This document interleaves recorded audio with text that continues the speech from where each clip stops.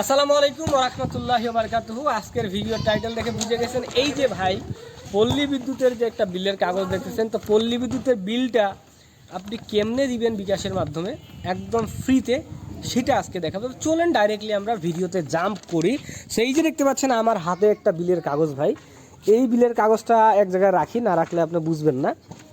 So এই যে বিলের কাগজটা দেখেন, চকচকে ঝকঝকে একটা কাগজ, এই যে দেখেন এখানে নাম ঠিকানা এটা দেখবেন না, এগুলো কী থাকে থাকুক। হ্যাঁ, তো আপনি এই জায়গায় দেখেন ভাই গ্রাহক হিসাব নাম্বার, এইটা আমাদের কিন্তু লাগবে। এটা ভালো করে দেখেন, গ্রাহক হিসাব নাম্বার এই জিনিসটা আমাদের লাগবে। ওকে, এবং বিলের মাস দেখতে পাচ্ছেন কি ভাই, জুলাই 2026 এটা লাগবে। বিল পরিশোধের শেষ তারিখ 29/7/2026, এটা একটু মাথায় রাখবেন। সর্বমোট প্রদেয় বিল বা টোটাল বিল কত, 358 টাকা। ঠিক আছে, 358 টাকা বিল আসছে। বিলের মাস জুলাই, এবং এই যে গ্রাহক হিসাব নং এইটা লাগবে।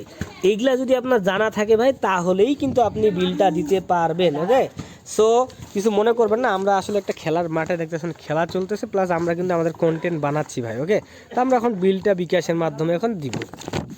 সো স্ক্রিনে দেখতে পাচ্ছেন আমরা হচ্ছে বিকাশের অ্যাপসে চলে আসছি। তো এখানে আমাদের ব্যালেন্সটা দেখি। তো ব্যালেন্সটা আমাদের এখানে এখন একটু দেখাবে। তার আগে বলতে চাই যে আমরা কারেন্টের বিলের কাগজে দেখেছিলাম বিল আসছে 358 টাকা। ওকে, তো আমরা আমাদের ব্যালেন্সটা এখন দেখতে যাওয়ার জন্য ক্লিক করেছি, বাট এখনও দেখাচ্ছে না নেটওয়ার্কের জন্য। দেখতে পাচ্ছেন 404 টাকা 39 পয়সা কিন্তু আছে। ওকে, বিল দেওয়ার জন্য পে বিল অপশনে চলে যাব। ঠিক আছে, কোনো কিছু ভাবা ছাড়াই চলে যাব আমরা। যাওয়ার পরে আমাদের সামনে পে বিলের যে অপশনটা খুলে গেল, এইখান থেকে আমরা যাব বিদ্যুতে ক্লিক করার পর ভাই দেখতে পাচ্ছেন এইখানে এই যে প্রতিষ্ঠানগুলো দেখেন, পল্লী বিদ্যুৎ প্রিপেইড এবং পল্লী বিদ্যুৎ পোস্টপেইড, এইরকম একটা দুটো অপশন আছে। হ্যাঁ, তো এইখান থেকে আমরা যেরকম বিলের কাগজ দেখাইছি আপনাদেরকে, যদি এরকম বিলের কাগজ হয় ভাই, মানে কাগজ যদি হয়, তাহলে যাবেন পল্লী বিদ্যুৎ পোস্টপেইড, এইখানে যেতে হবে।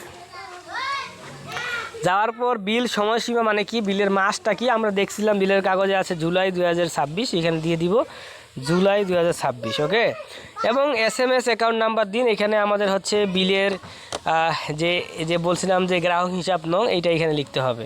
তো আমরা লিখে দেই, কোনো সমস্যা নাই, আমাদের যেমন ছিল লিখে দিব।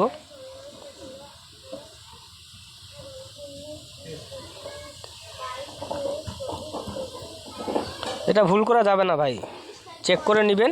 এটাকে একটা কপি করে নিব। ঠিক আছে, কপিটা কেন রাখতে হবে পরে বলবো আপনাকে, ভালো করে কপি করে নেবেন। ওকে, তারপরে পরবর্তীতে ক্লিক করবেন।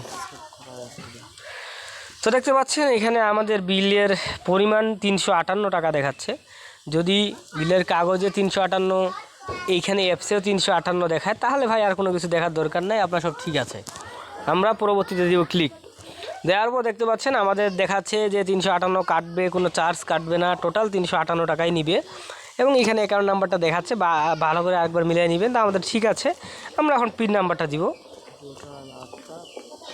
পিন নাম্বারটা দেওয়ার পরে পিন কনফার্ম করুন ক্লিক করলাম। তারপরে জাস্ট এখানে ট্যাপ করে ধরে থাকবো।